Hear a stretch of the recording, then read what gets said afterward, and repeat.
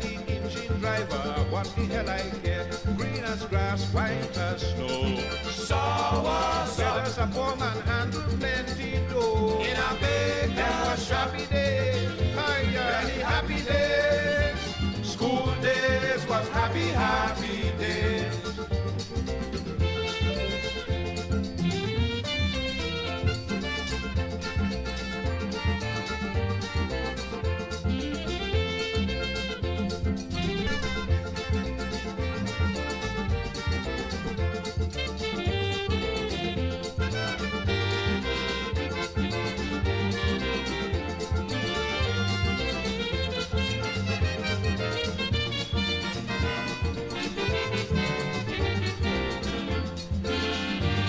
And then there was this girl from Kent to a football game she went. Ah, yes, indeed. Of course, a pleasant good night to all and sundry, East, West, North, South, Central, our friends in Tobago and wherever you are streaming on the World Wide Web. A pleasant good day to you.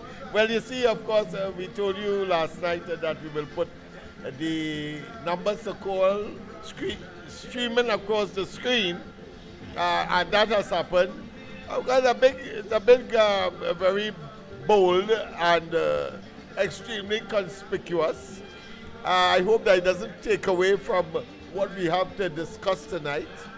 But that being as it may, you notice that the theme, of course, is education is very important. Well, that is across the board for both young people, middle-aged people, adults, senior citizens. Of course, there is the notion these days that education is seamless and, of course, is unlimited. I understand that only recently, for example, at around close to 80 years, if not 80 years, we have Jack Warner, who just got his doctorate. So that's to tell you that education is unlimited. There is no limitation, in other words, for the acquisition of knowledge. And that is so good because, of course, I do believe in that. I do believe that education is a continuous process. Yes, and so we don't, and I will not, of course, encourage anybody to, of course, stop edifying themselves, even though there are some who believe that at a certain age you must stop learning and, of course, possibly enjoy life or engage in the what I consider to be the mundaneness or the rigors or the, let's say, drudgery of life. But that being as it may, pleasant good night to all and sundry, East, West, North, South, Central, our friends in Tobago and wherever you are streaming on the World Wide Web. A pleasant good night to you. I am hoping that we have the phone working tonight. If not, we will improvise as we did last night because it is about communication. I know that a lot of persons wanted to call in last night and was unable to. I want to confess, otherwise we would have fixed the communication as far as the number is concerned. Of course, you know the number is 337-6940. I'm hearing that that pang in the background, and that is not a good sign already. But we have been trying to see if we could iron out some of the glitches that would impede the smooth operation of the program, one, and two, to make certain that we have a very effective and efficacious program. But whatever it is, it doesn't matter. What we cannot be faulted for is our tenacity and our insistence that we must have these programs every night. I'm hearing the pang in the background. I'm sure that you are hearing it as well. But that being as it may, let's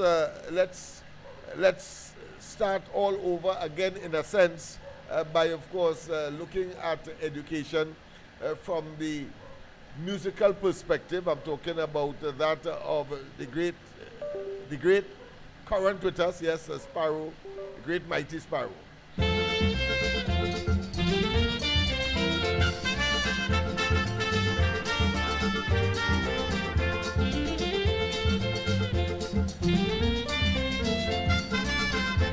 Well, as you know, of course, as usual, he has become a fixture Joshua is with me.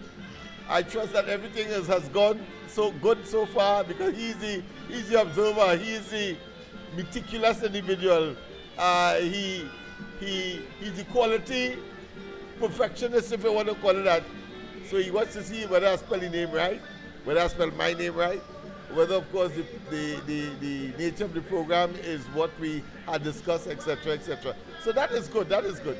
It means, therefore, that he has a nag for meticulousness. I suppose that's how Einstein became, of course, the famous scientist that he was. But that being as it may, of course, let's introduce Joshua immediately. And I want to say, of course, on Wednesday we celebrate Republic Day. We're going to talk a little bit about Republic Day as well. And we're going to edify ourselves in the 15 minutes that we have. But that being as it may, let's go straight, of course, to Joshua.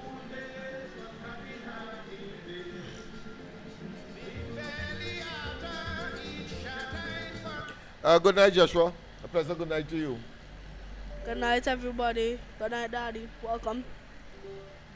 Yeah, go ahead. I just Good wanna night, make sure. everybody. Good night, Daddy. Everybody, welcome you, to sir. the program once again.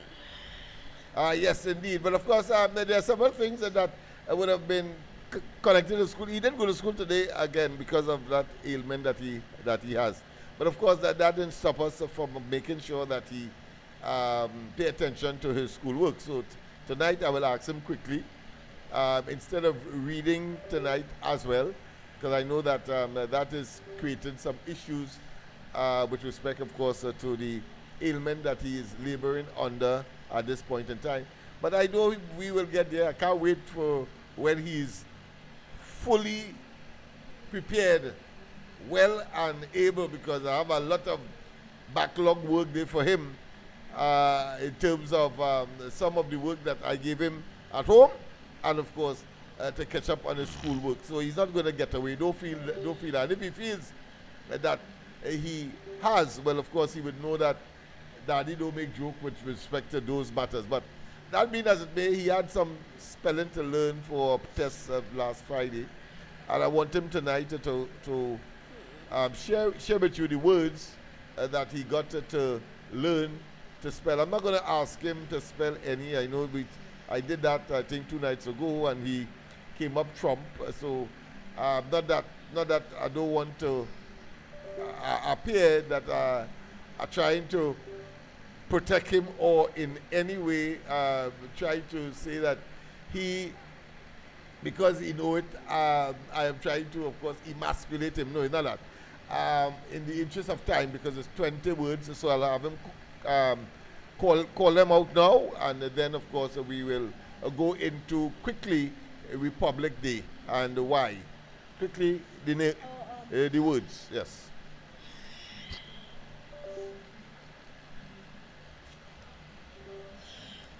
So I'm just going to wrap this up quick. First spelling. 40,000 cycle chrysalis pupa lavi independence value literacy development shredder offerer inhibitor capitalization alphabetical writer coordinator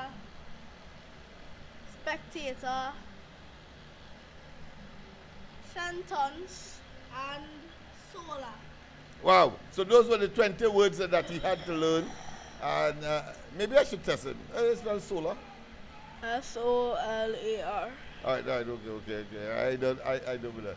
I'm about to ask him, is there a word in there called capitalization? How do you spell that? How do you spell that? Let me see. How do you spell that? Yeah, you can take a look. You can take a peep if you did totally committed to memory, because that is what it's all about, is a committing to memory. And that is considered to be education in the main, basically. I just want to see if I get at least close to it before I Like before you look in the book. yes. All right, okay, well, go ahead. Try and fail. C-A-P. Yeah, go ahead. Try and C- fail and fail to try. That was the point I'm making. Go ahead. Alright. C-A-P. Mhm. Z. Wait. We don't have much time, you know. That's why I didn't want to go into it. okay. C-A-P. C-A-P-I. C-A-P. T-A-L-I-Z-A. C- T-I-O-N. Go ahead.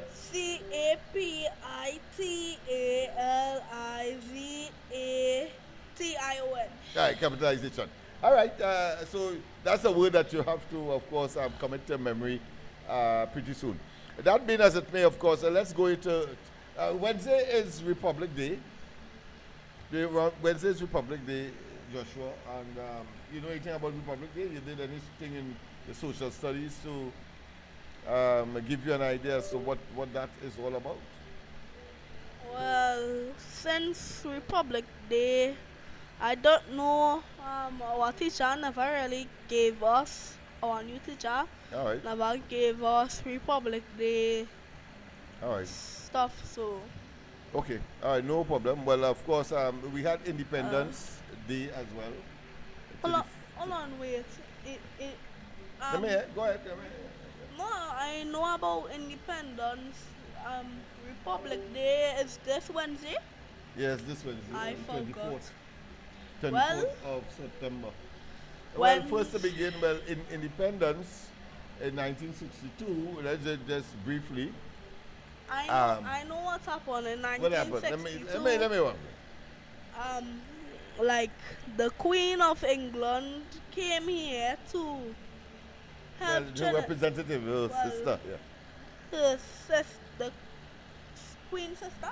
Yeah, that's her sister, yeah. The Queen's is- sister came over here to Margaret. help Trinidad, and in 1962 it is. Yeah, when we got, In that's nine- when we got independence. You in- know what's independence?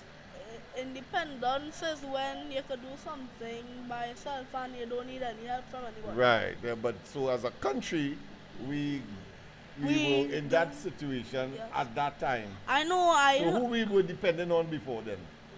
Queen Elizabeth. All right, okay, yeah, we were dependent on the Queen of the England. British, yeah, the British.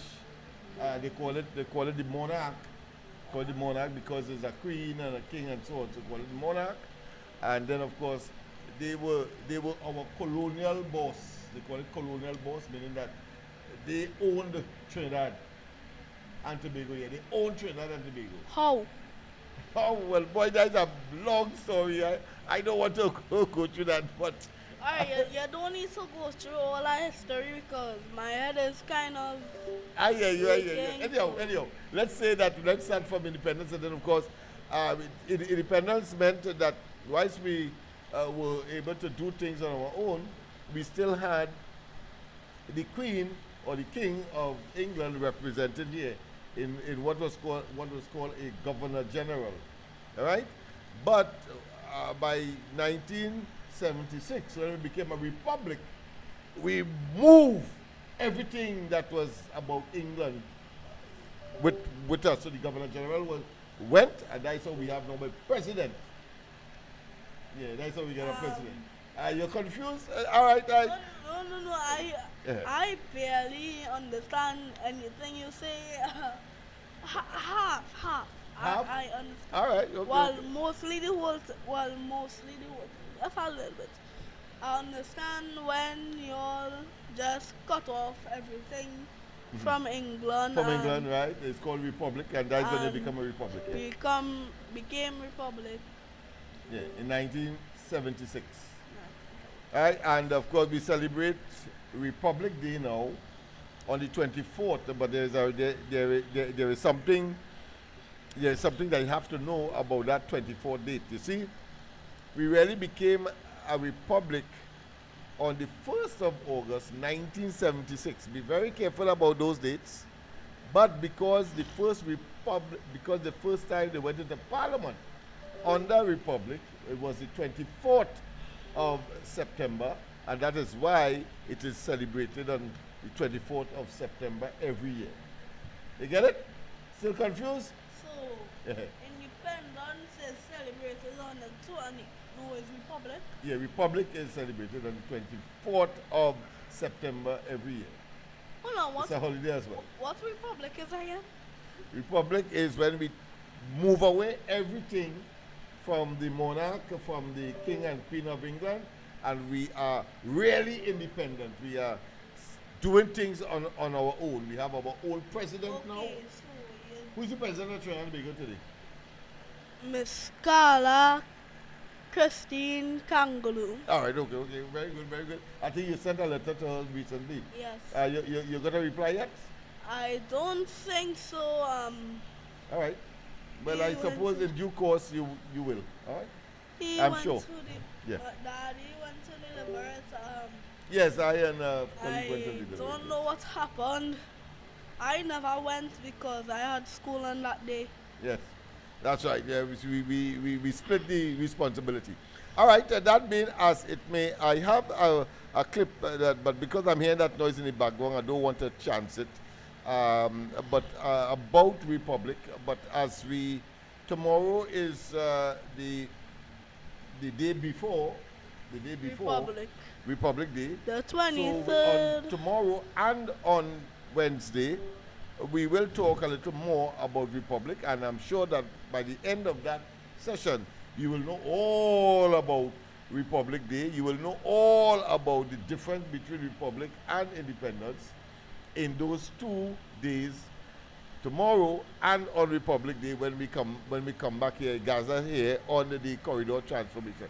So quickly, let's get those words that you were asked to learn to spell again. Just read them quickly from the. And on Republic Day, I am going to ask Daddy to go to Mario's to get some pizza. I hear you, my friend. But you had to do some work for that first, eh? Yeah. Don't forget that. All right. Okay.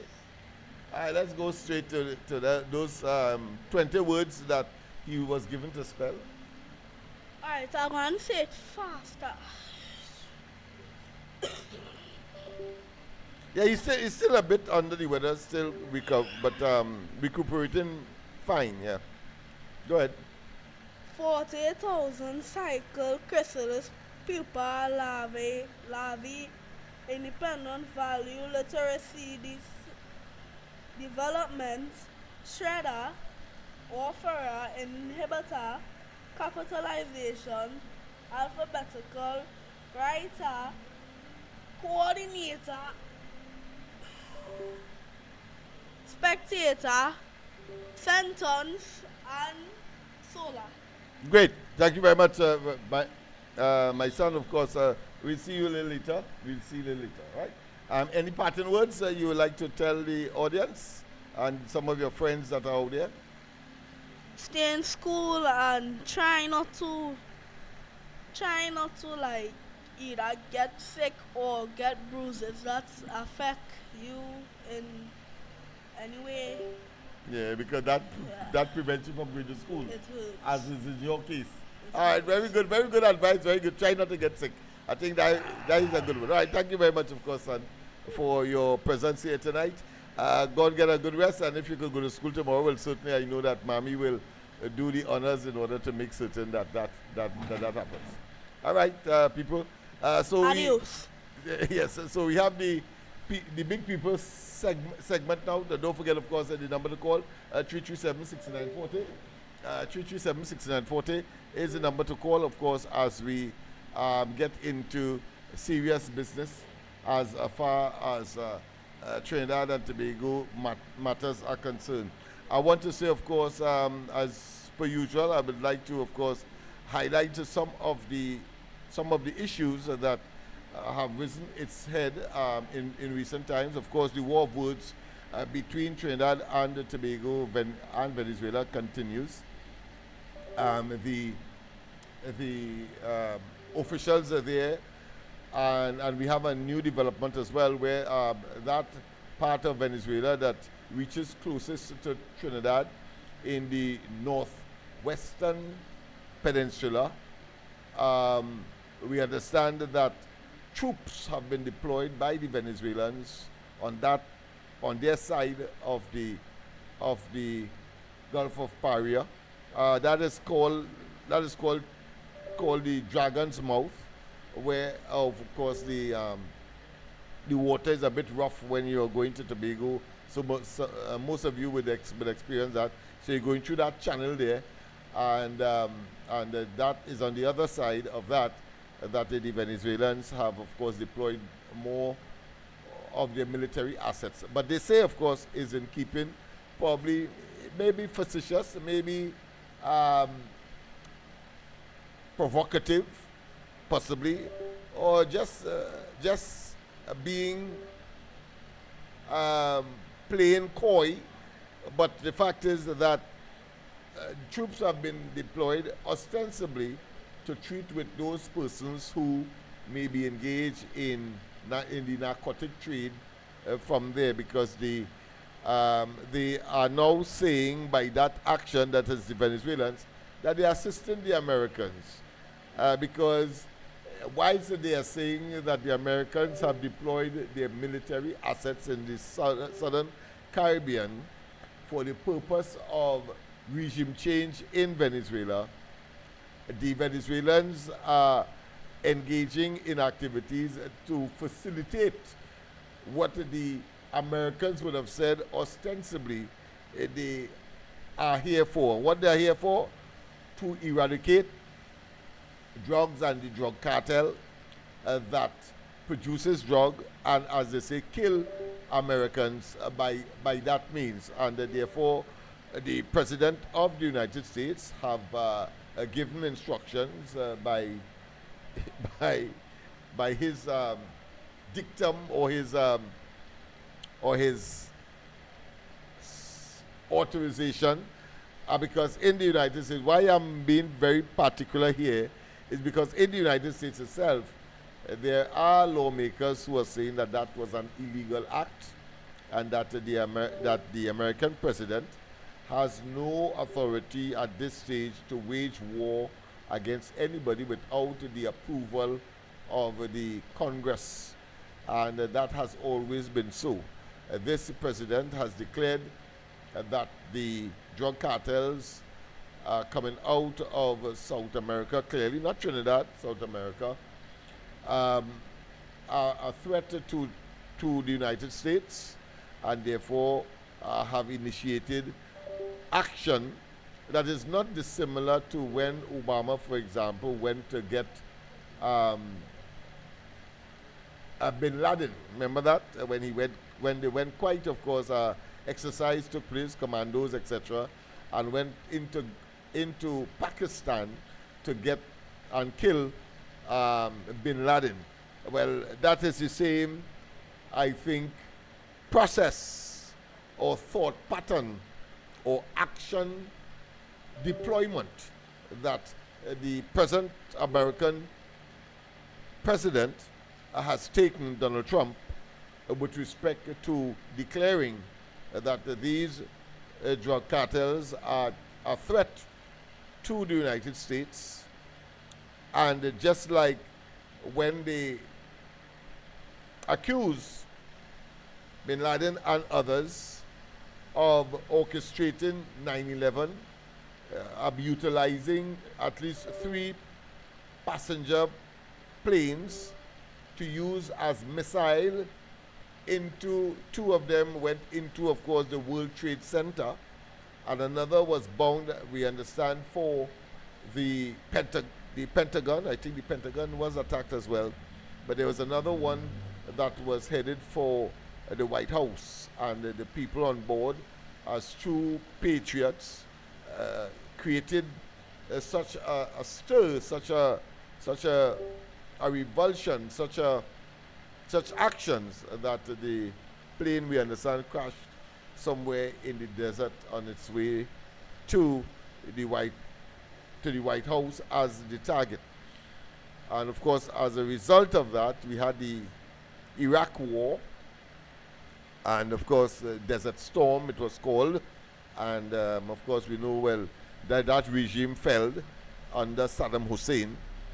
He was captured and eventually, of course, executed.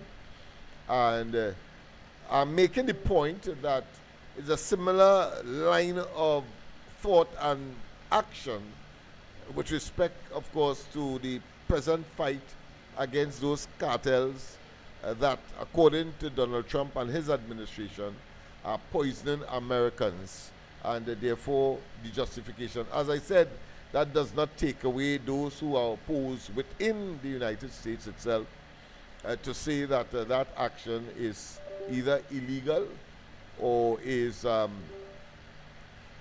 right morally and so forth. There are others outside of the United States. Whilst the most of the world is silent on the matter, there are those who are saying that those are extrajudicial killings, and that those boats that were the victim of the strikes, I understand is about 17 persons have died, and 4 strikes were made to destroy, of course, those vessels that may, well, according to the United States, let me put it that way, intelligence, etc., because they have described how they are certain that these vessels were loaded with the fentanyl and the cocaine and marijuana on its way to the United States, and in one instance, of course, on its way to Trinidad and Tobago. So that is something that is developing, and as I indicated last night, we must not be lured by AI-generated fake news scenario that will play more into what is actually happening on the ground, and that we must pay more attention, of course, to credible, even though traditional sources that would, of course, put us on the right path here in Trinidad in particular, as we look at the developments not too far from our shores. Right? So it's very, very important that we do that. There is another development that I thought I should share with you, and I'm sure that those very, what I consider to be sagacious and educated callers would know. Let me just put on the phone, because I suspect that we still have the system phone issue, because we didn't tackle that today. We tried to tackle the speed of the audio, which I think we essentially got a hold on. And let me just put on this and see, because I'm sure that people might be calling, and because it's not coming through the system. Let's see. Well, if tonight we still have the issue, well, tomorrow night I'm sure that it will be resolved. I'm very, very sorry for those who would normally want to make their nightly contributions. I know Mr. Diego Martin would have had, but what happened, look at it this way, you have the advantage of accumulating as much material as possible for probably the rest of the week, because you would not have been able to express some of it Sunday and tonight, Monday, and I hope that we are back on even keel tomorrow, so that you'll be able to. I know Mr. Tagarigua is also a very prolific contributor.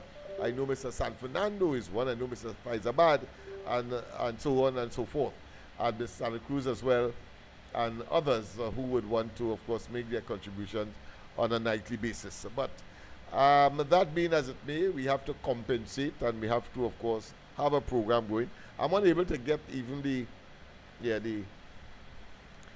handset going. So that's how it is, because we were focusing on trying to get the clips going, and then we run out of time to get the phone properly adjusted. But I'm sure with the efflux of time, we will be able to treat with that matter appropriately. Maybe people might be able to call the other number. I'm getting an indication here. So instead of 337-6940, maybe you could call 336-6594. It is flashing across your screen now. Not the one that is flashing now, 337-6940. You will not be able to get that one, but the one where we say that if you want assistance, or if you want to give assistance to the program, you can call. Well, look at this coming across your screen now. And that number, call Annie. So you could say, Annie, give Mr. Smith this. Right, it's 336-6594. 336-6594. So for tonight alone, try that number. And of course, I will be handed the handset. And I will, of course, put it to the microphone in order for you to make your contribution if you so desire. Or you wait until tomorrow night. But there was something that I was not satisfied with that I thought I should share with you once again tonight because it is so important. And that is the strategic, the SSA, the strategic secretive agency, I like to call it that. The strategic secretive agency, because it did a report in 2023. And I think if that report was taken seriously, the previous government, you see, I have a deep concern that the present opposition, the 12+1, have this proclivity, have this tendency to say, move on, you are in charge now. I think that that is a lot of hullabaloo. I think it's a lot of hogwash. I think is a lot of obfuscation and deflection. Why am I saying that? Because for the better part, if not all of the 9-point-something years that the PNM was in government before the 28th of April, Rowley and others made it very, very clear, verbally and probably part of their policy. And don't get me vexed before I play it tonight, you know, that they will say everything about the previous Kamala Prasad Bisesa UNC partnership administration. They made it a point. And everything that was as a result of their incompetence, impotence, and inability to manage or prepare for the management of the country, they blamed it on Kamala. Every day it was Kamala, Kamala, Kamala, Kamala, Kamala. Every day. Thank you. Of course, we have a caller on the line, so let's go there. And we will use the system, as I said, because I want to hear as well, so I probably can make a comment or two. Professor, good night. Welcome. Sorry about the change, sudden change, but go ahead. Nothing wrong, man. This is Jacob Martin. You know, we go find a way wrong. Yes, we'll find a way wrong. Beautiful, man. I like that, yeah. Necessity is the mother of invention, they say. You understand? And we are not part of the PNM party group like Delcy and Modero. Yeah, that's right, that's right. So we will find ways and means of doing the right thing. Yeah, because they are small pain and KCR proxy, you know. Yes, and yes, yes. They want to deflect on the real issue facing us. Yes, yes, exactly. And you see the worms is coming out of the woodwork. Yeah. Let us talk about the TTPS. And remember, I've always said, look out from the leadership who were part, the current leadership who were part of the day of policing. Yes. Nobody disciplined them. They have populated the leadership. A lot of them are deputy and ECP and things like that. And now you have leakages of human resources data. So it has to be somebody who, in authority in the police service, gave that to the Borat. Yes. New source. Yes. To be publicized to cause, put you in the TTPS.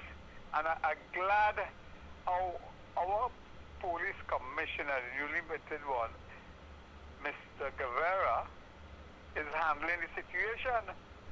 And as I have always pronounced on it, the current POLSC, Police Service Commissioners, in its current form, must be dismantled. Yes, you have always said that. I want to confirm that, and you have been, constant as the Northern Star in that regard. And I see that unfolding before us is that elements of that notion that you had been propagating for some time. Go ahead. And the thing is, you're seeing where senior officers might be complicit with the day-to-day operation of the police service. The only way that could be resolved is the police service commissioners must do their work, assist the current commissioner of police with respect to disciplining them and investigating them. I mean to say, it's clear like daylight that they are hampering. They look like they want the police service TTPS to fail. You remember KCR? Yeah. I used to call him the real vaccine vegan. Who said when this thing with Trump's putting all the ships around Venezuela and our border, Yeah. he said that will not solve our crime situation, and he threw the police service under the bus. Yeah. He said it will never improve if we have a police service like that and the judiciary, etc., etc. Yes. And look what we have now. The DTP is under pressure now for not doing what he's supposed to do, and the Judge Sipasad chained to him. I mean to say there are several people we have to get rid of. Yeah. As lucky as the CBA president, the Criminal Bar Association president said, good Israel riddance, Khan, brother, yeah. gentlemen. Mm-hmm. Take good riddance, because I suspect he smelled the rat that Section 137 going to be invoked. The KCR was a wee boy and was protected him, because 2 weeks ago on the Express had a really stinging article on all his questionable dealing. You remember the CBA president said he had an appetite for something, but he won't go into it further. So I'm only waiting for the Police Service Commission to go. Give the man, as they say, a clean slate. That is the current police commissioner. Give him a clean slate. Don't have these people I don't want to use misbehavior in public office, but from my vantage, appeared to not giving him the support. They apparently wanted to fail. That is what the feeling I got. I hear you, my friend. All right, I hope people use the same modus operandi like me. Yes. And get in, because Yes. it works. All right? Yes. Good night, man. Thank you very much. Of course, people, that section of the Constitution that the caller is referring to is the section that effectively, but whilst we don't have a specific law for impeachment, but certainly what the caller is saying that the Chief Justice is bowing out at this stage, this early stage of his career, because he has up to 70 years, but at 65 he decides to not resign, but retire, right, on his own terms. But the caller is saying that is against the background of the possibility that impeachment proceedings may well be initiated, because it's only the Prime Minister can do that against a Chief Justice for possible misbehavior in public office, among other things that could, of course, cause the preemptive presence of a Chief Justice. In other words, one to get out of office prematurely. The other one, of course, is if he is mentally deranged or he acts in a manner that would, of course, compromise not just his office but the system that he or she operates under. In this case, of course, is the judiciary. And we have had enough information, we have had enough instances where within the fraternity itself, the legal fraternity, and outside of the legal fraternity, and more importantly, the body that, of course, monitors and keep the legal fraternity to a certain standard, talking about the Law Association, they too would have had their concerns about the present Chief Justice. So he, according to the last caller, which of course is logical, that he would recognize that he doesn't have a friend in the present executive. Because remember, it was Rowley as a Prime Minister who resisted any call by the Law Association and elsewhere, and in particular, of course, that subgroup, which is of course the criminal bar, led by Israel Khan, that was actually calling for serious impeachment and investigation into the Chief Justice, and some of the revelations that came to the public attention that were extremely disquieting, and in any system like that would certainly attract attention in such a way so as to have the Chief Justice account for those accusations that would have been made in any serious democracy. But of course, the then Prime Minister said that he will invoke the principle of staying away far as possible from the judiciary. And of course, he mentioned like the wall of China. So therefore, he was given an analogy or figuratively constructed to demonstrate that he is not prepared to even entertain the possibility of invoking that section of the Constitution that will call the Chief Justice, or make the Chief Justice, or cause the Chief Justice to account for the allegations, many of which, of course, you are familiar with, but just to name one or two, and that is, of course, getting a HGC, making an intervention for someone to get an HGC housing accommodation, and then, of course, another case where there is this homosexual issue also surrounding the pertaining to actions pertaining to the conduct of the Chief Justice, among other things. All right, so I thought that was important to treat with at this point in time.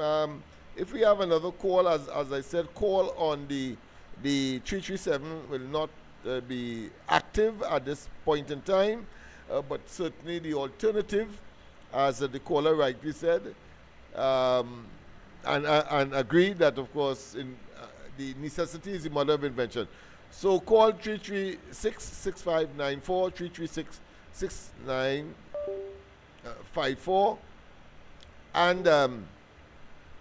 and you will get me here in studio until, of course, 9:30, when we would have, of course, completed the exercise tonight. I'm not going to give up. I want to say at this point in time as well that there was no ground report. I did put up something on Facebook to indicate there was no ground report this morning. I know many people would have been in their expectation mood to have their favorite cup of coffee, so to speak, in the ground report, but it didn't happen this morning. I don't know yet what will happen tomorrow, but it was due to circumstances beyond our collective control. Let me put it that way. I don't want to say it unless, of course, Andy would want to say what specific would have been that circumstance beyond our collective and individual control. All right? Let's go to the line. A pleasant good night. Welcome. Martin inside, you know. It looks Yes. like nobody wants to call, so I calling you. Yeah, man. Go ahead, man. That's all right. All right. Let us make sure that the gospel of the PNM is not invoked to choose a new Chief Justice. So we, as the righteous who wants to lead this country out of bondage together with our Prime Minister, we have to have our voice out there. So I going to critique who my choice is. Now, 3 names have surfaced in the media and for discussion. Mark Mohammed, Henderson, and Voodoo Singh. And I'm going to tell you why I don't and why I want. Henderson has had some bad blood between him and Jeremy in his early incarnation during Satcharma Bhaji Pandey's youth. Right. So putting him back could possibly return to that. I'm not saying they're going to return, it's big men, but the sense that people will say, hey, nothing is happening here, then them fellas in fighting all the time, so we ain't gonna get nothing done. So I eliminating him on that, not on professionalism, based on... And you're talking about those who may be contending or maybe in the race for replacement of the present Chief Justice, all right? So let's get it clear. Go ahead. Right. Voodoo Singh, who they say is one of the very, very senior appellate judge, Uh-huh. he might not be palatable to PNM supporters. You know why? He named too Indianish. And you know, ethnic bias has a part to play. The other one is Mark Mohammed. And people have to understand Mark Mohammed has proven himself. Go through the cases and the case against Zol Tijri, etc., and see who was the DPP at that time. Yes. I believe And he was a Mark former, Mohammed. of course, DPP. Right. So, and he has put up his rank. So I think he might be most palatable to everybody. And by I throwing out that now, I want this to go back to the gospel of the PNM lady. So she would understand we're looking at her closely and to who she wants to put up there. We don't want her to put the same person who would sit at the same pew with her to spew the gospel of the PNM. No. I am going in a particular area. Yeah, you want to say something? No, go ahead. I am listening. I was fortunate to attend a crime symposium on Saturday by the Flaming Word Ministry. Okay. ASP by the name of Mark Hernandez gave a presentation. Uh-huh. And it was excellent. I believe I didn't get his approval to broadcast this, but I'm taking it on my own volition because Okay. I learned a lot from that. And with respect to, if I was an MP for the home invasion standing ground legislation, how I would have voted to pass it. Okay. The information I gathered from him, the way he presented his facts, and how certain people could be vulnerable, they have no choice. Okay. You understand? Have no choice Yeah. to basically defend yourself. And I was speaking to somebody yesterday. I say there's a lot of things that this law will basically cover. You know, I say, for example, a senior citizen like me doing a little pruning in the morning in my yard, and I see a gentleman walking down the road, and then he swing back and jump over the wall. What would I do? I am fragile. I expected to go and shake his hand, and he didn't jump over the wall to shake my hand and say good morning, Mamu. He Right. came with the intention to do me, but and I had to respond to him before he could raise his hand. And the quickest way I could do that, you know what it is? Go in my side pocket and do like, what is it called, the play in Tombstone territory, the pastor's gonna life. And right there, because I had no Zabuka in my tree, as Rowley say, if you have a Zabuka tree, get them a bride. Yeah, I hear you. I go, let somebody get a chance. I go, later. All right, okay then, my friend.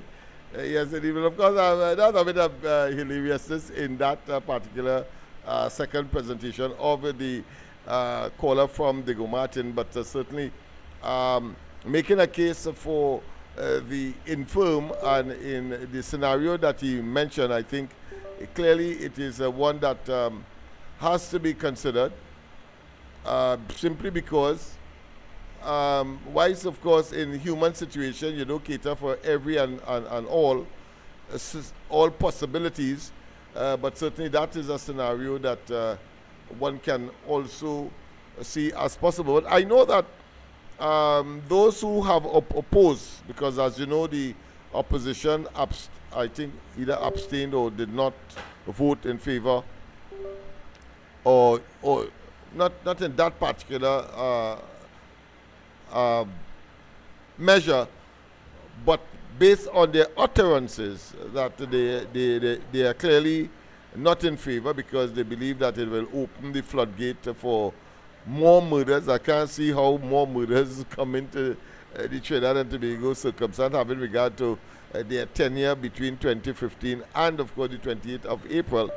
But the fact of the matter is that I heard and I read where Gonzalez talked about the statement made by the current Minister of Defense, Wayne Sturge, and that if a person has a gun in their hand and they're walking away, that you have the option to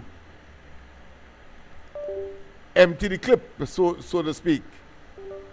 And but I would want to say that it depends on the circumstance, and it is very unlikely that a person who have been confronted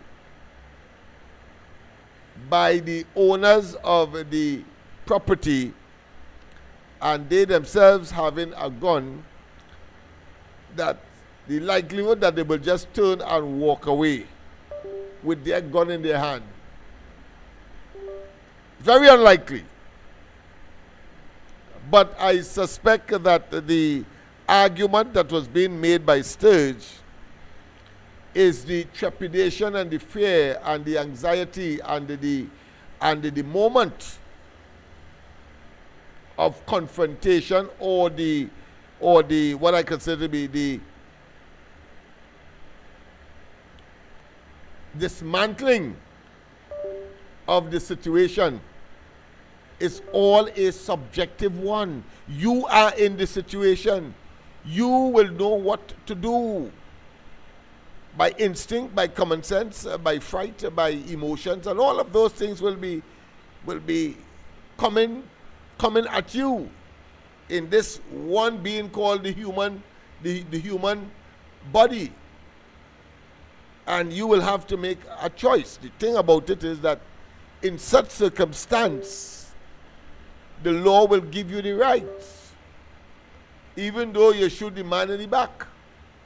That is what this is all about. And I suppose that is what the point that the minister was making, even though it is highly improbable for such a scenario to take place. A man come in your property, you have a gun in your hand, and because you confront him with yours, he just turn and walk away. No, there will be a showdown, more likely than not.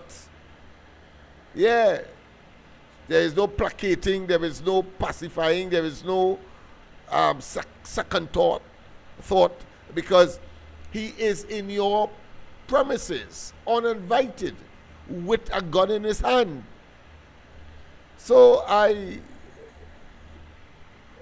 love to, of course, say what I think about Gonzalez, and they are just opportunistic political parasites, and will take that and make it something that really and truly in all practicality more than likely will not exist, but is a good extreme situation pointed out by the Minister of Defense. Yeah, Wayne Sturge. So that it caused you to think,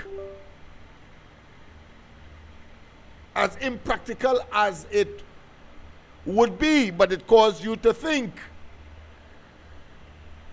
And then, of course, for these people to talk about simplifying it by talking about mango and breadfruit and so on.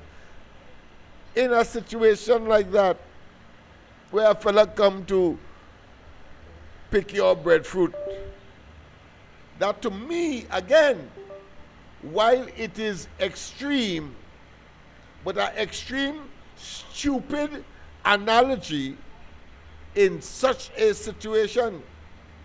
Because in all practicality, once again, a fella on your breadfruit tree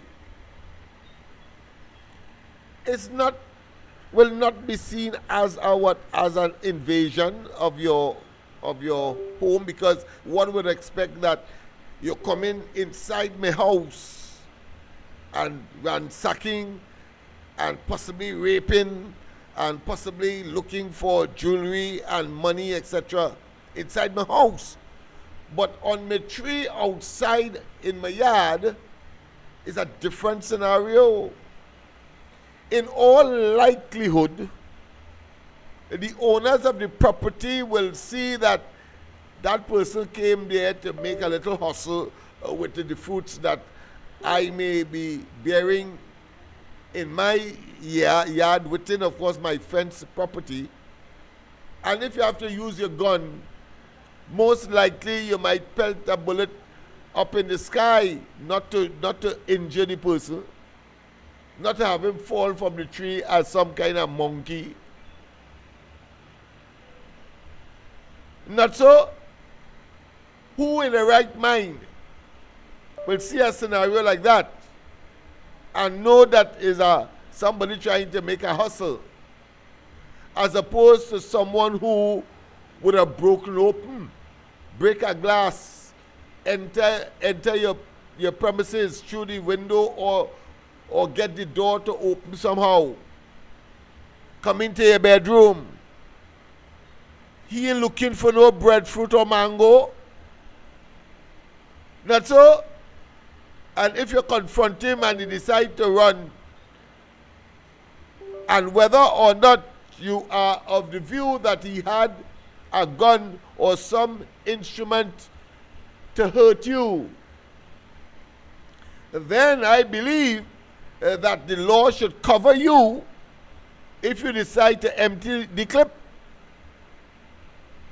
So while it may sound what I consider to be aggressive, whilst it may sound acrid, acidic, whilst it may sound coarse,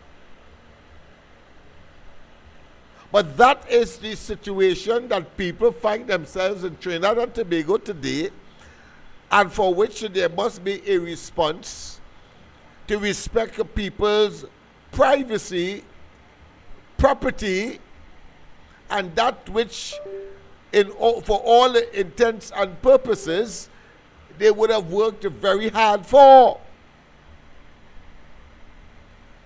But outside, and you hear breadfruit falling or mangoes falling, and you see an individual in the tree, he didn't come there to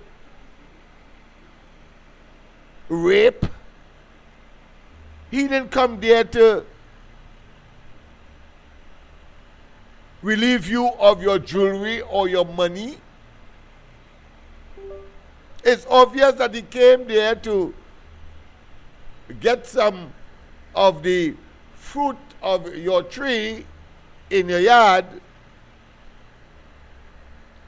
and more than likely it's usually pipers do that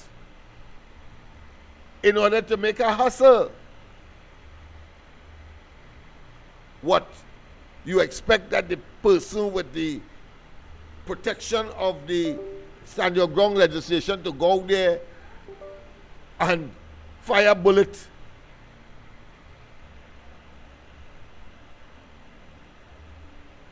That is not a practical scenario, and we will see ultimately that's not a practical scenario.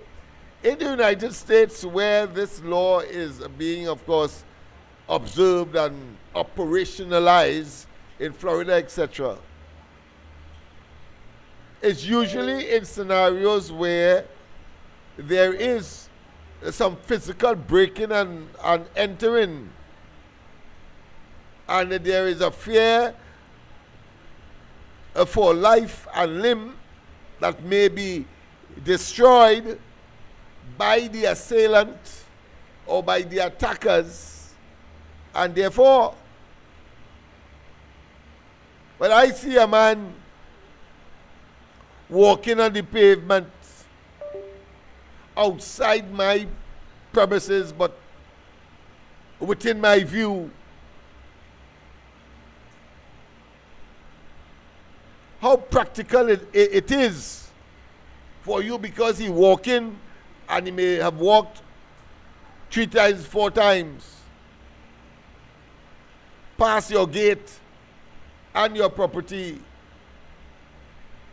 that you have your suspicion of what his intent is,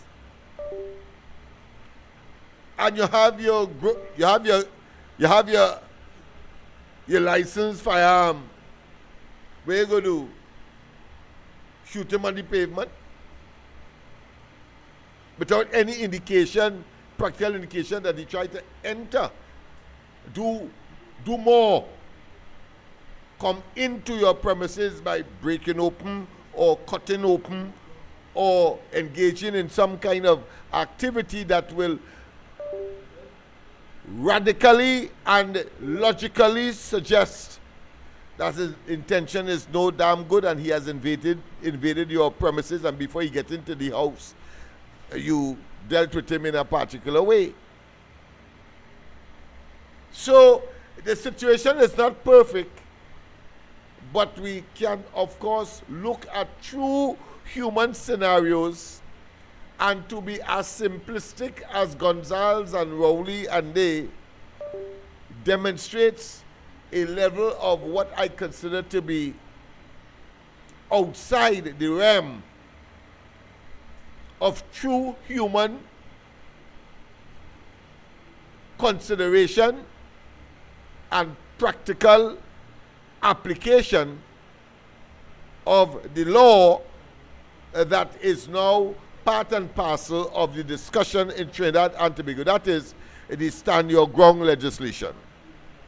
Stand your ground legislation. That is what we are talking about. So let us look at, let me just go straight to, I wasn't able, as I said on the last occasion, to, because of the lack of our ability to have the audio app working, but now I think it is working all right, so we probably could play it now. And let's hear what the SSA had to say. National security. SSA warned about Venezuela-Guyana/U.S. tension since 2023 by Reatative Express. As far back as 2023, the Strategic Services Agency, SSA, drew attention to imminent challenges implicating Trinidad and Tobago that were lurking on the horizon because of increasing regional tensions involving the United States, Venezuela, and Guyana. The SSA's annual report for 2023 warned that these regional tensions between the U.S., Venezuela, and Guyana would inevitably affect and influence the CARICOM region's status as a zone of peace, and that it could also impact the Dragon gas field deal with Trinidad and Tobago and Venezuela, as well as other existing and future Trinidad and Tobago Venezuela energy agreements. The SSA report, which was tabled in the House of... We have another call, so let's pause and we will take this call. President, good night. Welcome to the corridor. Yeah, well, I keeping you company, you know. Huh? I say I keeping you company. That's all right. That's all right. For tonight. That's good. That's good. Can't be there without nobody calling in. It looks like they... Yeah. Yeah, they probably have some difficulty. I'm sure people are calling, but on the other line. Once again, people, of course, call 336-6594, 336-6594 tonight, as we rectify, of course, the a 76940 number. Go ahead. I called you from my landline. Listen to this. All right. Why I'm saying she is penniless and senseless, and she have 13 of them, 12 of them following her. Uh-huh. And they haven't understood the will of the people. The football game against Jamaica, Uh-huh. people apparently didn't realize it was sellout to the max. It was sellout to the max. Right. We haven't had a game like that and a crowd like that in football for the last 10 years under KCR. What that tells you? That tells you the population is yearning for a victory in sport. And here you have those 12, I don't want to use an expletive on them, going and voting against the grand clearance bill. Yes. The people, the citizens want us to win, to be winners. So if we supplementing our pool of talent from our grandchildren and things, why not? Why are they afraid? Here the frivolous argument they use, it might be voter pardon. Yeah, vote pardon. They see in others that which is in them. If they would have used that for vote pardon, so they believe that others are that immoral and unethical. But go ahead. But that was the strategy the so-called father of the nation used, Eric Williams. Yes. He bring people from other islands. That's right. And he populated. Burnham tried to do it and he failed miserably in Guyana. And not preempting you, but I want to say that, of course, congratulations at the same time for Kishon and, of course, Jirim. Yes. I'm going there. Go ahead. Karma is a hell of a thing. You know. All of a sudden, we have a new government. It's a feel-good moment. We winning medals. We having crowd watching our sportsmen.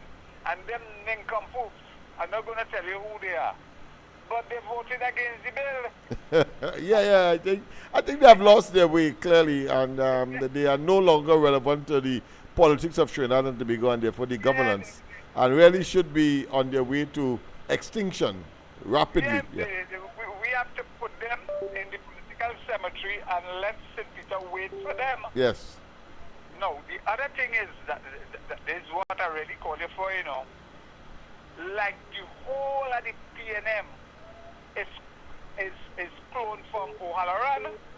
They are all clones of O'Halloran. Look at what comings and goings have been doing. I really boy, all of them, you know. You know, and that level of blight, as we from time to time would have said during the elections. Yeah, that level of blight, that level of curse, because we said that during the course of election. It has now extended to individual curse. Now, you know, apart from the institutional curse that they perpetrated during the course of their governance, you have these individual curses because it's he, is Gonzalez, is Alvari, is George Young, is Rowley. I mean, and the Attorney General did make reference to that. They say, I would be at war with you, and point them out, you know, because he knows that things that we would not know. But that's why I'm saying they are cloned. The memoirs of O'Halloran, Appendix 16. No, sure, you're right. I'm endorsing what you're saying. Yes, you're right. Listen to this kind of thing with coming and going. Someone I cousin who was a director. Baya Pisalan. All right. We have another caller coming, Mr. Tagri. We will decide to come on. Well, eventually they come. Buy a piece of land for 50,000. And that person, that lady who working for things, sell it over for coming and going for 100,000. Yes. The board of AGC didn't do any due diligence. They didn't do the own valuation. And apparently when the independent valuation come, they could have sell it for $600,000. Now the intent of that cousin or worker buying that for 50,000 was clearly to pass it on to him. Yeah, that is stereotypical of the PNM. All right, let's see if we can get Mr. Tagarigua back on. Mr. Tagarigua, sorry about that call back. Yes, he's calling now. Yes, let me just make sure. Yes, indeed. People, of course, we had to improvise, so to speak. Of course, necessity being the mother of invention. Let's go straight, of course, to Mr. Good night, Mr. Tagarigua. Hey, hello, you hear me good? Loud and clear, my friend. We had to improvise. We had to get the show on the road. Well, yes. You know, it's not so much thing to talk about, but we never really did talking about the BNM, you know. Yeah.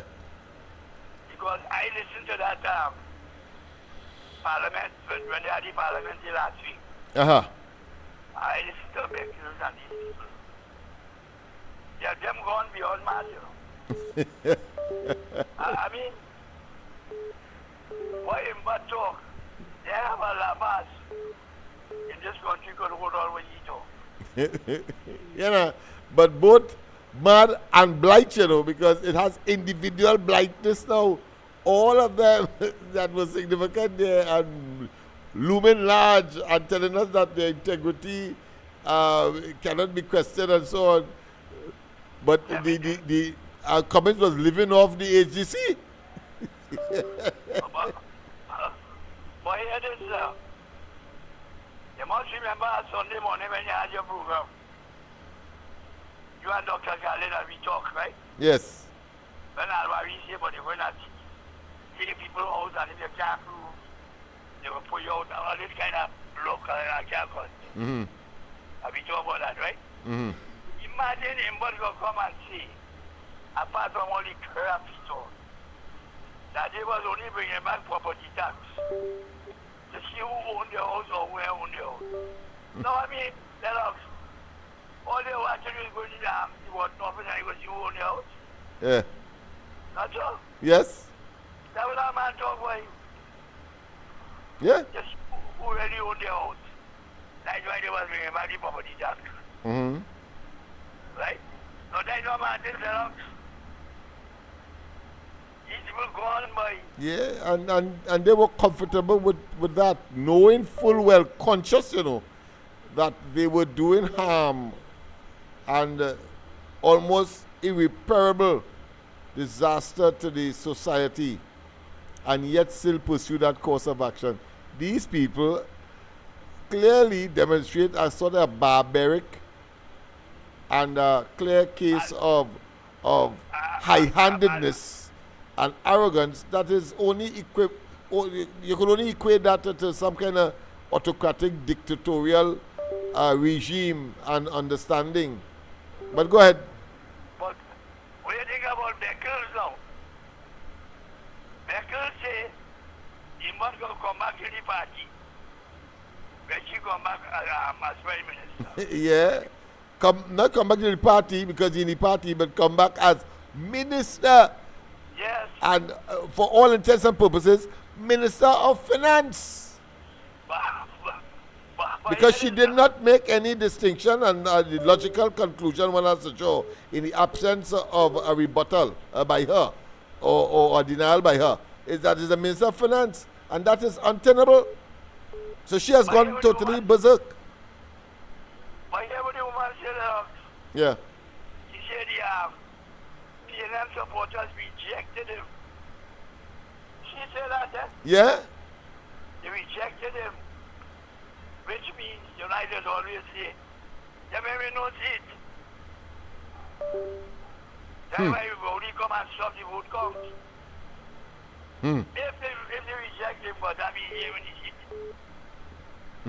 even Well, I suppose she was talking to try to justify the apology that she gave that was supposed to be unconditional, having, of course, made conditional what I consider to be reprieve earlier, conditional reprieve. We lost our way. She didn't apologize, but she should have apologized then. So we know it's just semantics and old talk as far as that is concerned. But I will be ashamed to say what I'm saying. Yeah, I agree with you. If I had a political party. All right, we have some other callers backing up here, so yeah. And telling people we lost our way. All right. Well, you lost your way, well, shout anyway. We will talk tomorrow. Yes, we'll talk tomorrow. Thank you very much. Yes, indeed. Of course, callers call. I know that Mr. Tagarigo was on the phone when another call came in. So call in and share your views. As I said, do it on 336-6594, 336-6594 tonight, simply because we have not been able to rectify the 337-6940 line. We will get it soon. We'll get it soon. But as we say, necessity, mother of invention, and who God bless, no man curse. We will have a program, and we are having a program. A pleasant good night, Mr. San Fernando. Go ahead. Yeah, good night, sir. Good night. The bird himself, he's a voter party, you know. He's a voter party, you know, because he's not from Trinidad, right? Yes. He's from Antigua.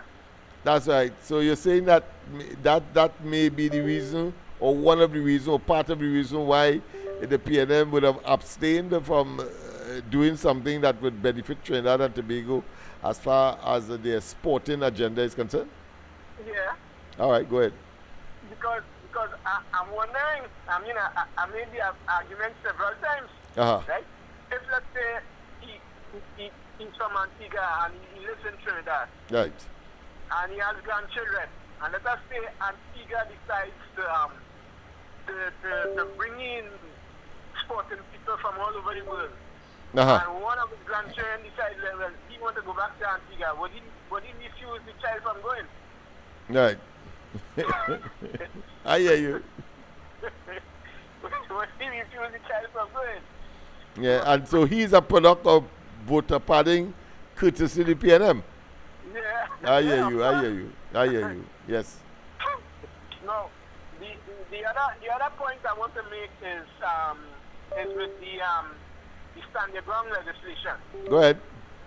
I know of a person, right, who he was lying down in his house. Mm-hmm.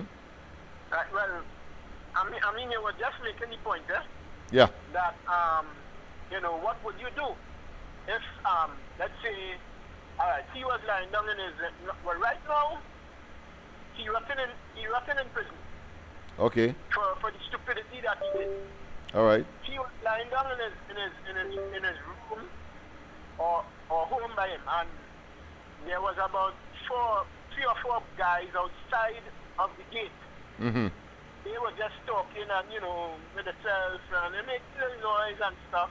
Right. And he came outside and tell them, all you move from here because I ain't want that noise in front of my gate. Right. Right? And the next thing you know, they won't move. They tell him, well, this is the government property. We in the road. That's right. Right. Good. Yeah. And he went inside and pulled out a firearm and shoot 2-3 of them, you know. Well, look at that. Okay. Well, you see, you have given credence to what I was saying. Yeah. It would have been a different scenario if the 3 of them had broken open his place, and he did that. I mean, and even without the stand your ground legislation, and he would have been safe to some extent, because of course he would have been. And that was about 10 years ago. Yeah, he would have been tried for excess. Yeah, excess force. Then stand your ground, of course, eliminates excess force. Is about, of course, protecting your property, your castle, so to speak. Yeah. So if somebody break open by me and I have a firearm and I can defend myself, I will. Yes, of course. You know. Yeah, So, and the legislation give you further protection, because remember, even if the person, as it stands now, even if the person break open your place, and let's say he come there with let's say a pig foot, a pig foot, and you end up shooting him 3-4 times. The police saying that it was excessive force, you know. You know, yeah. Yeah, you had to shoot him. You had to look and shoot him on the hand to get rid of that at that Bigfoot. That's how ridiculous the situation is. Yeah? But, yeah, that's all ridiculous. Yeah, But, and if you give him 3 because you're scared and you don't know what the outcome will be, but you have it in your mind that that intruder come there to do one thing, is to harm you, so you will harm him first. yeah. Yeah, And they will watch you and say, listen, you give him too much bullets. yeah. Yeah. And then too, I think listening to the PNM meeting, Yeah. or the PNM meeting, I think a guy from Point was stating in one of the in the consultation with the same thing. If setting up of traps in your home, right? And when he was saying that, right, I remember that there was a guy who set a trap because Yeah, in Maloney, yeah. yeah, I think the court freed him. Yeah, he was charged. Yeah. But he was charged by the police. He was charged by the police. Yeah, and that's how and the court freed him because he was protecting his property. What the hell you're doing there? He wasn't invited, etc. But they were looking at the case of excessive force again Yeah. being used. So you shouldn't booby trap your place, especially in situation where people would have broken it open several times. So there's a track record. So you must leave it there so people can continue again, because you may of necessity have to be away from your property because you can't sit it 24/7. It's just to guard your property from people who finding ways to get into your to your private space. Yeah. Yeah. All right. Well, I know you have more calls. Yes. Thanks very much. Yes, they just learned the new number, at least hopefully for tonight. All right. Thanks very much for that contribution. Yeah. Yes, indeed, people. So quite interesting. And of course, there are people who are seeing what I am seeing. I am very grateful for that. Only the PNM people not seeing that because they have some amorphous or some kind of agenda that clearly they believe that will, of course, satisfy their political, what I consider ambition. But of course, we know that really and truly is the opposite is the case. The antithesis is the case. That is to say, they will get no political or traction or currency from that kind of nonsensical, anti-logic and common sense disposition. But let's go back, of course, to the report of the SSA, the strategic, that spy agency that is equal to the CIA and the Russian equivalent and the Israelis equivalent. Well, we have the SSA, Strategic Services Agency. Well, of course, we have to go to the line. The line is, we have another caller, so let's go there before we re-engage. Pleasant good night, welcome to the corridor. Good night, Lennox. Good night, Freeport. Good night, my friend. Why, I listen to the PNM, and so I get in Jones from them. No, but it's comic time, you know. I mean, they are simply hilarious. I mean, I don't think Larry Joseph and the other Joseph could do better than them. Them had no chance. Yes. They had no chance. Because here what's going on. Yeah. These 13 PNM, forget that they was in power just up to the 28th of April, you know. Because no, they want the UNC to explain everything for them. But they had a non-disclosure agreement. They could have do what they want and don't have to answer no question. So I think the same thing should go for the UNC. We're not answering no question. Yeah. Are you referring to the speaker's concern with respect to Prime Minister question time and the fact that there are no follow-up arrangement according to him with respect to that, but the other 3 forms of question time has follow-up questions. But he's saying that it is clear that the intention was not to provide any follow-up questions, scenarios for the prime ministerial question time in the parliament. Go ahead. Well, what I'm really talking about is in general with the PNM attitude All right, okay. about what they're doing. Right? Okay, all right. Because they just forget. They just forget everything that they used to do. Mm-hmm. Because you couldn't ask them nothing and they answer you. Yes. Every law they pass or every decision they make is a non-disclosure. Mm-hmm. Right? And the next one, Mr. Foster Cummins. Yeah. Boy, that man had extra powers, boy. But he is in a total mess.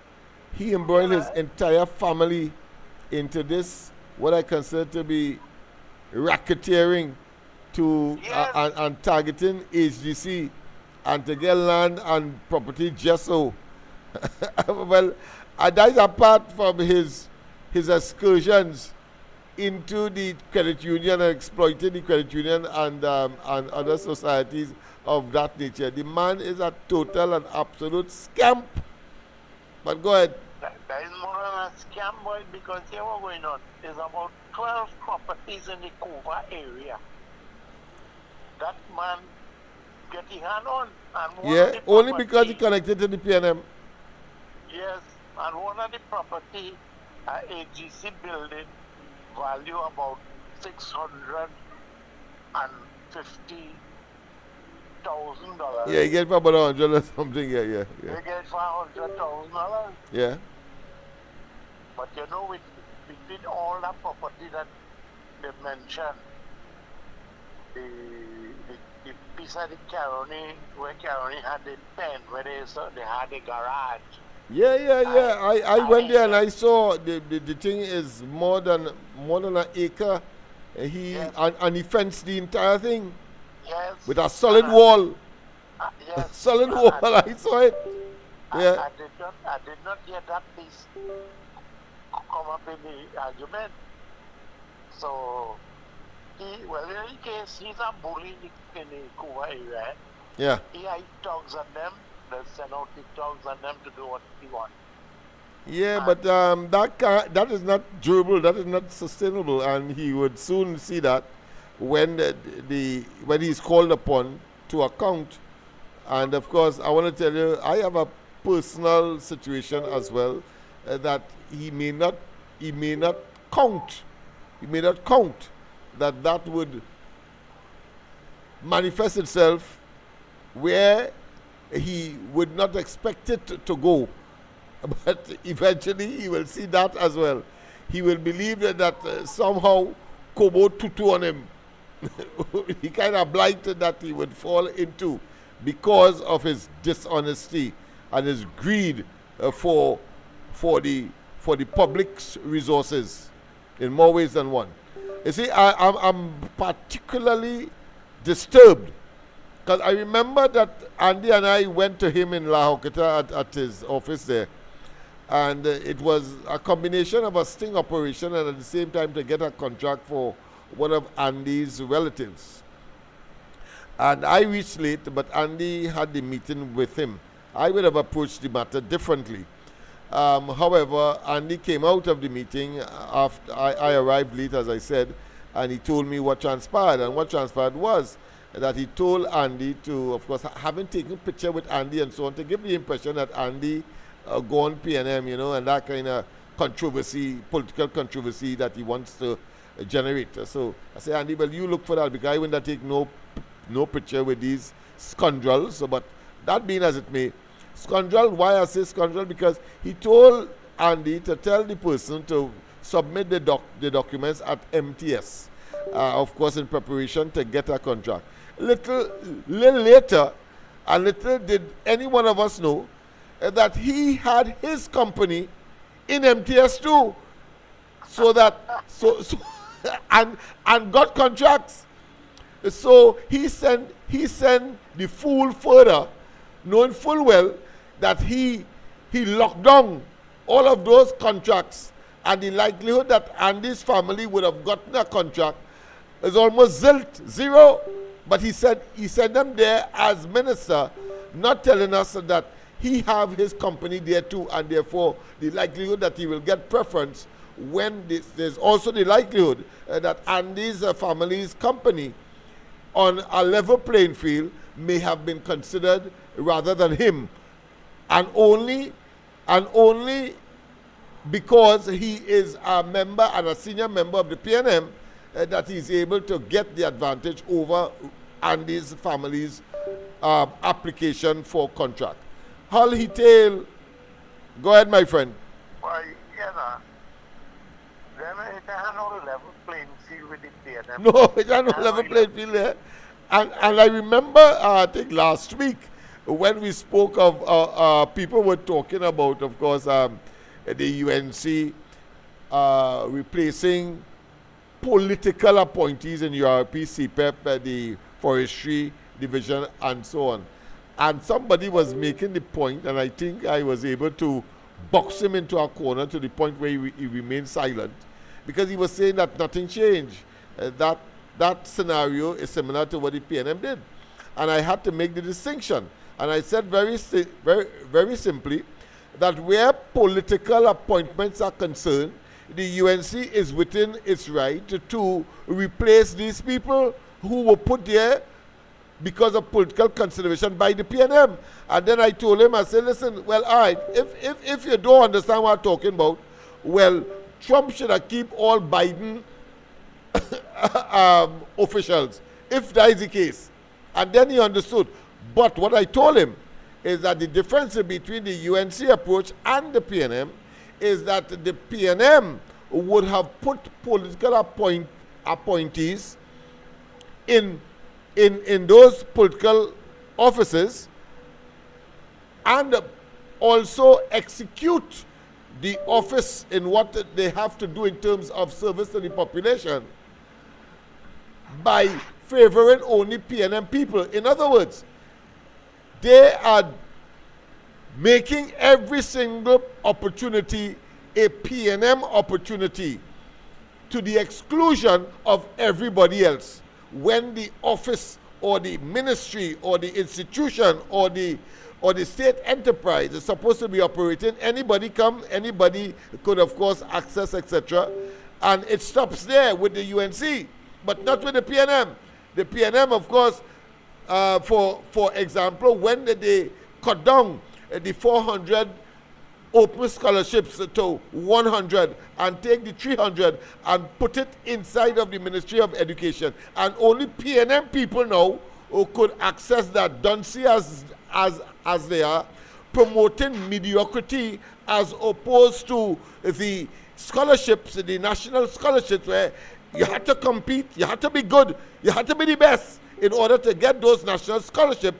Rowley and them take 300 of those scholarships, put it in the Ministry of Education only for PNM, what I consider to be misfits, and of course those who are not or will not reach the standard and the grade that an open scholarship will produce in order to get their people in, and then after that find work for them in the ministry itself, promoting of course what I consider to be mediocrity. You cannot institutionalize that. Your country will not strive, your country will not advance if you are institutionalizing in the major player or the major elements of the society groups that you alone believe should be loyal to you and expect Trinidad and Tobago to advance. That is why they have failed, and Trinidad and Tobago has been so poorly managed and respected in recent times internationally. Go ahead.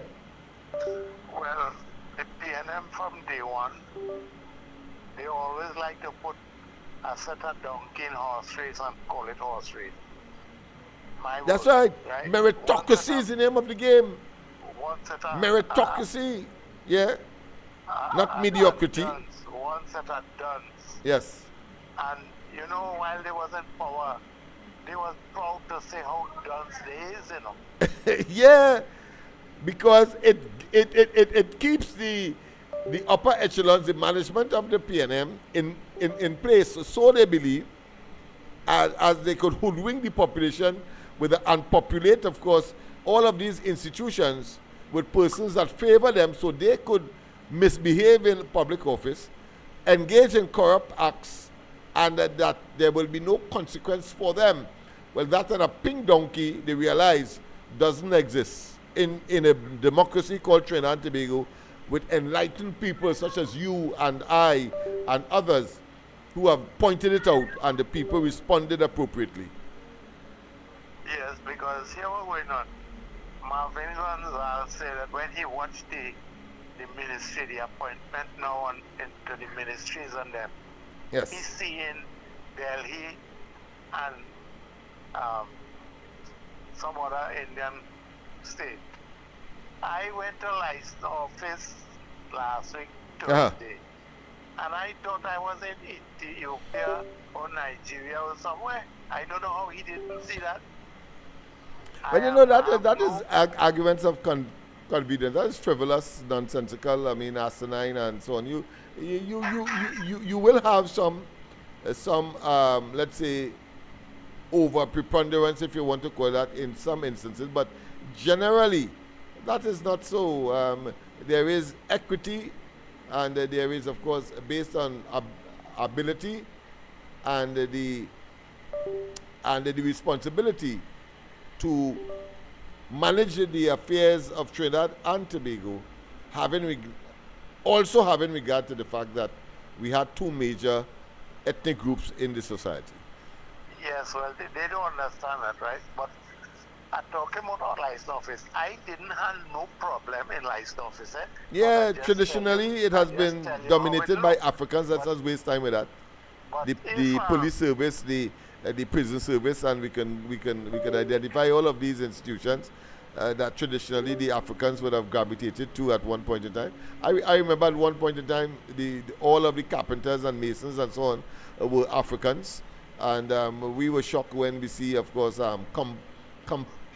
companies headed by Indians entering the construction field.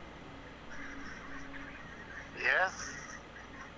Just so I suppose Indians will be surprised when an African man enter the automotive field because they carved out that niche for themselves, but that doesn't take away the fact that anybody, whatever ethnic group you are, would of course be able to enter. Just as how the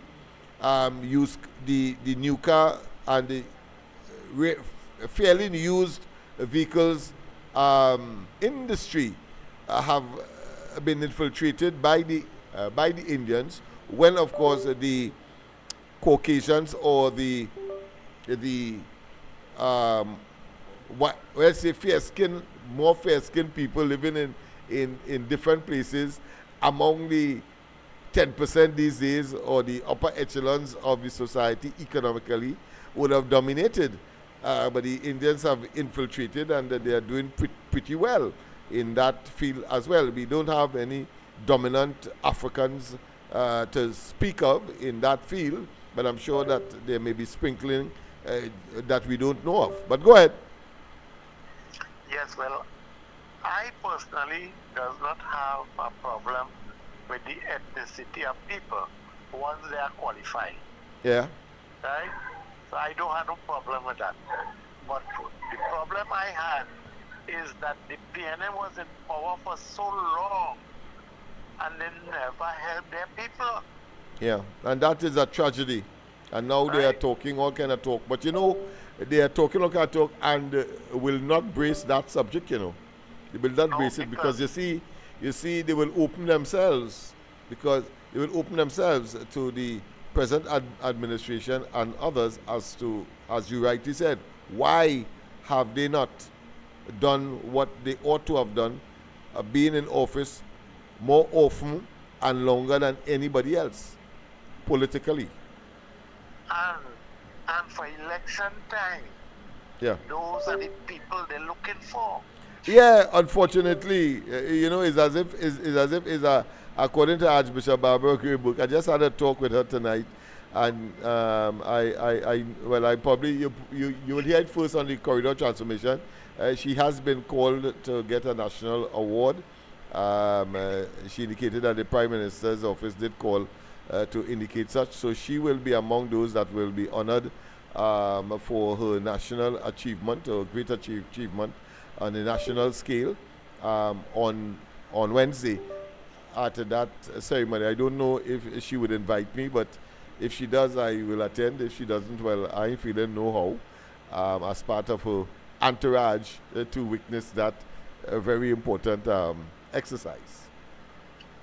I was on another program today, and I was saying I only hope that the PNM supporters could see what the PNM trying to do to them up to now, and gravitate to the people who trying to help them, trying to I hear put you. something I hear on you. the table. Yeah. Well, of course, we have gone past far, and we are close to 10 o'clock. So let me discontinue this conversation. It's very interesting indeed, but you know how it does be. Time does fly fast when we're doing good things. All right. All right, you take care. Yes, will do. Thank you very much. Yes, indeed, people. Of course.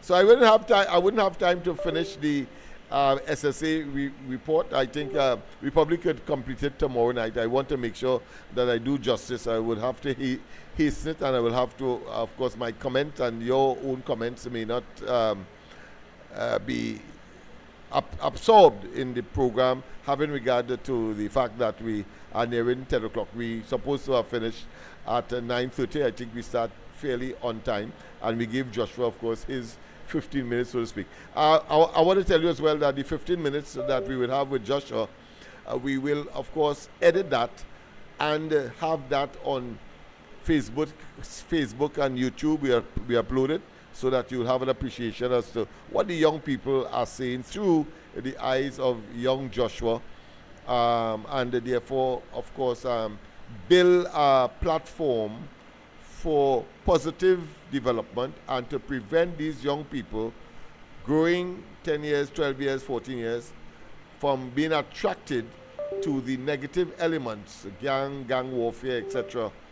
And of course, we will set up a separate program for those who have already been engulfed or entrapped in that kind of behavior, particularly in these parts. We have a special program where we will be, it may be on a Saturday or Sunday, as the case may be, get them youths inside of here and let us hear their views who may or have the profile to engage in such behavior. In that way, we prevent the younger ones from gravitating, and those who are already there, we give them a new perspective and let them, let's say, eject themselves out of that mindset and for positive development, because they obviously will be closer to what? To employability, both in terms of age and in terms of meeting their daily satisfaction in terms of putting food on the table, and they may have families, etc. Yes, we have all of that to treat with. Have a wonderful rest of the night. God bless. And see you tomorrow night as we, of course, continue with this. Don't forget that tomorrow morning, the ground report, Andy, Mikey, and myself, I trust that Andy is feeling, well, I will give away what Andy should say. So I'll simply say, I trust that Andy will be up and running and able to, of course, to accommodate, because he is at master control, and therefore we cannot have a program without him. Master control must boot up the system in order to have a ground report. So we look forward to that, and God bless. Bye-bye. Let's end as we started. I think it's very important that Joshua said he didn't know about this tune. So we're going to end with, of course, a good note, because school days are supposed to be happy days.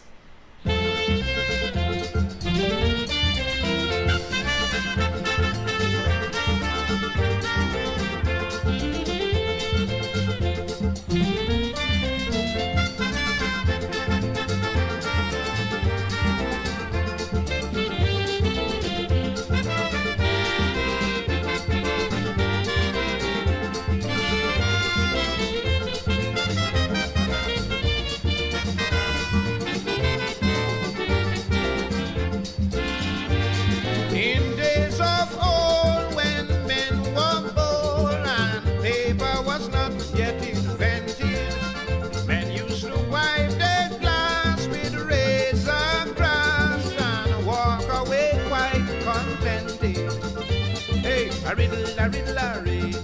I see two old man pee. They be so fast that they make me laugh. A riddle, a ray. Run down quick, little boy, run down quick. Donkey trip on your sister stick, so little boy, run down